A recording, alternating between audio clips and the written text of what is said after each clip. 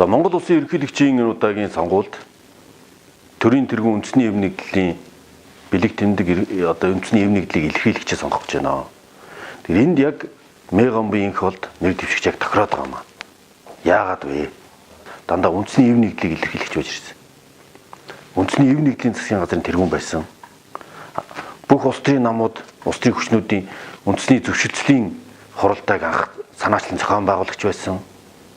Одоо оюутлогын асуудлаар ч гэсэн иргэний нийгэмтэй энэ Ганбаатар гişүн үндэсний үйл төвчний эвлийг төлөөлөл үндэсний зөвшөлтсөлийн хурлыг анх хийж исэн. Оюу толгойн гэрээг тэр үед хамгийн сайн гэрээ тэр үед хийгдсэн байдаг. Харамсалтай дараагийн гэрээ бол мууж ирсэн гэж судлаачид үздэг. Тэгэхээр энэ үндэсний эв нэгдлийн илэрхийлэгч төрийн тэргүүнд Мегамбын холдын бүх карьер, өнгөрсөн амьдралын туршлага хийж хэрэгжүүлжсэн ажил үндэсний зөвшөлтсөлийн зохион байгуулалтын арга хэмжээгээр бол үндэсний зөвшөлтсөл үндэсний эв нэгдлийг илэрхийлэгч байж чадах одоо цорын ганц нэр дэвшигч кандидат Монгол улсын ерөнхийлөгчийн сонгуульд өрсөлдөж байна. Энэ бол Мегамбын холд.